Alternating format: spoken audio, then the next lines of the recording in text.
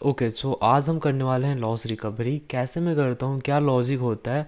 मान लो अगर 10,000 का लॉस है और 2,000 कैपिटल से कैसे लॉस रिकवर करना है, तो वो बहुत आसान तरीका मैं बताता हूँ आपको, जिससे आप लोग खुद से भी कर सकते हो। देखो, सिंपल सा लॉजिक रखना, कभी भी आपका कैपिटल जितना होगा उसका 50% मतलब ट्रेड मत लेना, ठीक है। आप एक रूल को फॉलो करना है। सबसे पहले अपने लॉस को डिसाइड कर लेना। जैसे आज 28 फरवरी है और आज के दिन में एक लॉस को रिकवर करने वाला हूँ यहाँ पे $2,000 कैपिटल से, 10,000 के आसपास का। तो मान लेते हैं कि मेरा 2,000 का कैपिटल है, ठीक है। अब मेरा पास्ट में कितना लॉस रहा है मैं उसको थोड़ी देर के लिए भूल जाता हूँ, हालांकि ठीक है, नॉर्मल सी बात है कि मतलब जिस बंदे का भी लॉस है भूल जाते हैं कि उसने बताया रखा है मेरे को इतना लॉस उतना लॉस, कुछ लॉस नहीं है, ठीक है। मेरे पास मात्र $2,000 का कैपिटल है और 2,000 से मेरे को अपना ट्रेड करना है। तो मैं यहाँ पे एक दिन का लॉस टारगेट रखूँगा। मान लेता हूँ कि हम यहाँ पे थोड़ा सा छोटा लेके चलते हैं।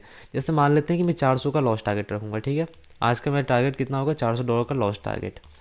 मैं यहाँ पे दो पार्ट में इसको डिवाइड कर लेता हूँ, $200, ठीक है, और $200। अब मैं यहाँ पे क्या करूँगा कि मैं कंपाउंड ट्राइड करूँगा, ठीक है। अब जाहिर सी बात है कि अगर थोड़ा सा लॉस रिकवरी करने होता है, एक अमाउंट को ग्रो करना होता है, तो वहाँ पे कंपाउंडिंग करना कंपलसरी होता है, कंपाउंडिंग करना ही पड़ता है। जब आपका कैपिटल डबल अमाउंट हो जाएगा, जैसे मान लो मेरा 2,000 का कैपिटल है, अगर ये 4,000 हो जाता है, तो वहाँ पे हम नॉर्मल ट्रेड करेंगे क्योंकि प्रॉफिट अमाउंट से रिस्क लेना होता है।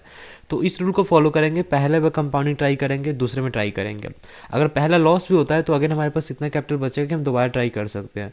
बट अगर हमारे 400 लॉस हो जाएगा तो क्या करेंगे, हम यहाँ पे कोई ट्रेड नहीं करेंगे। मेरा 1,600 का कैपिटल बचेगा, फिर मैं अगेन इसको नेक्स्ट डे के लिए फॉरवर्ड करूँगा और अगेन मैं यहाँ पे 600 का रिस्क लेकर रिकवरी करने की कोशिश करूँगा, ठीक है।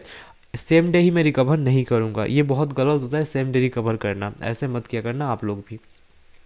तो फिलहाल इसको स्टार्ट करते हैं, देखते हैं कि ये लॉस कितना आसानी से हम रिकवर कर पाते हैं इस चीज़ को। तो सबसे पहले हम एक अच्छे प्लेयर को फाइंड करेंगे। देखो, सब कुछ कंप्लीट हो चुका है, तो हमारा काम इतना ही होता है कि हमें अच्छे प्लेयर्स को फाइंड करना होता है। अच्छा, अभी यहाँ पे वो क्या दिख रहा है, ओवरऑल ट्रेंड आपका अप डायरेक्शन का है, ठीक है।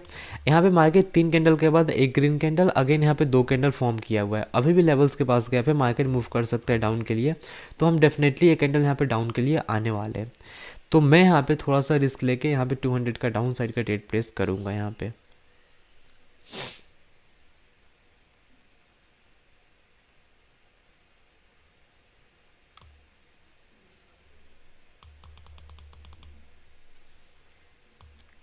मैंने यहाँ पे बाई साइड के लिए ट्रेड प्लेस किया हुआ है, ठीक है।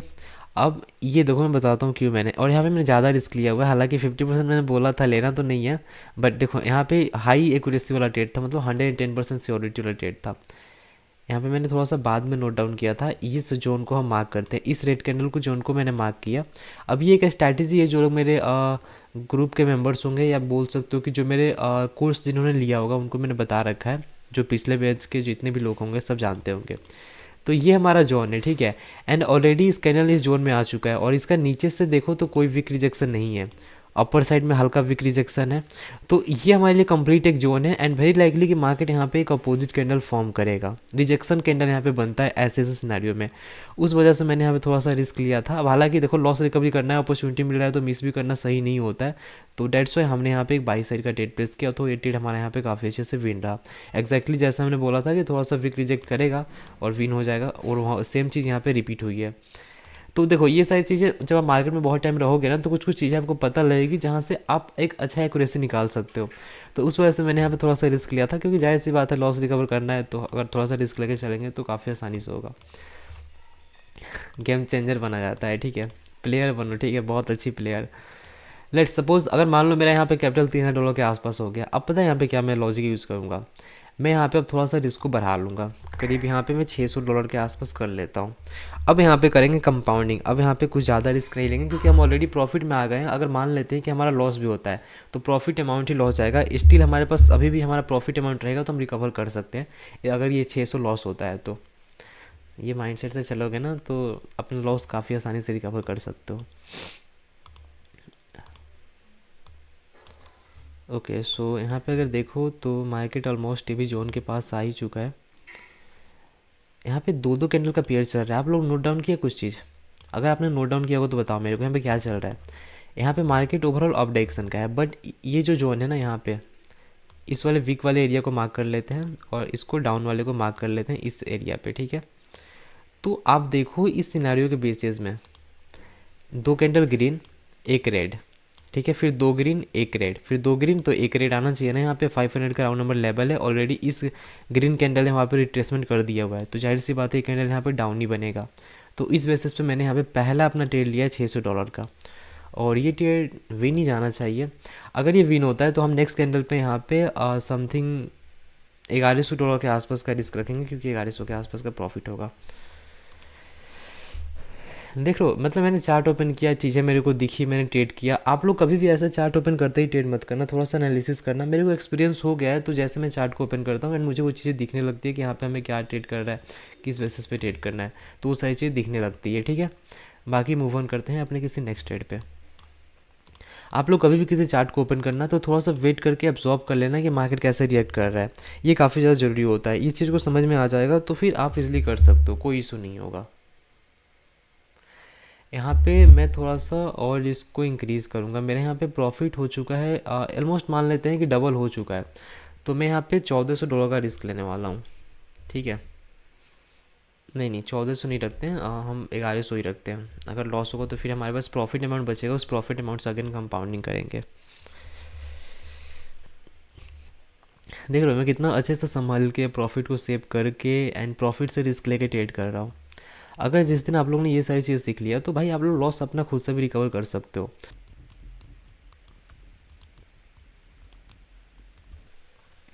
ओके, सो यहाँ पे हमें एक बाई साइड का ट्रेड तो दिख रहा है, बट यहाँ पे परसेंटेज बहुत कम है, तो हम जा सकते हैं, है ना।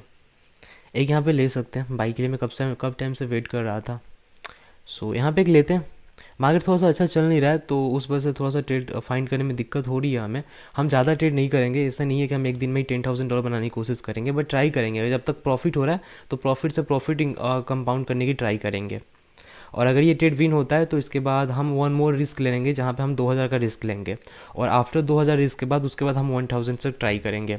और अगर 1000 हमारा लॉस होता है तो फिर स्टॉप कर देंगे, कंटिन्यू नहीं करेंगे, क्योंकि ऑलरेडी हमारे पास 2-3 दिन टाइम है, हम इजीली कर सकते हैं।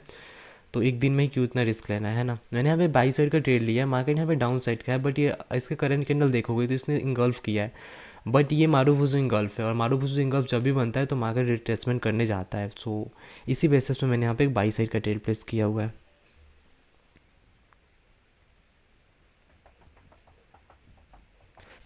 चलो ये ट्रेड भी अपने यहाँ पे काफ़ी अच्छे से डिविन होता है। मैं यहाँ पे 2 और बाई साइड के लिए ट्रेड प्लेस करूँगा, ठीक है। हालांकि मैंने यहाँ पे वो 11 जो भी है $1100 का 2 ट्रेड लिया, मतलब $2200 के आसपास का मैंने ट्रेड लिया हुआ है। यहाँ पे थोड़ा सा हाई कन्फर्मेशन था इस ट्रेड का बाई बनने के लिए, सो डेट्स में मैंने यहाँ पे रिस्क लिया हुआ है $2000 के आसपास। और जैसे ये ट्रेड विन होता है इसके बाद हम ज़्यादा रिस्क नहीं लेंगे, नॉर्मल रिस्क लेके चलेंगे एंड इजीली अपना प्रॉफिट गेन करते हुए कंटिन्यू करेंगे। ठीक है,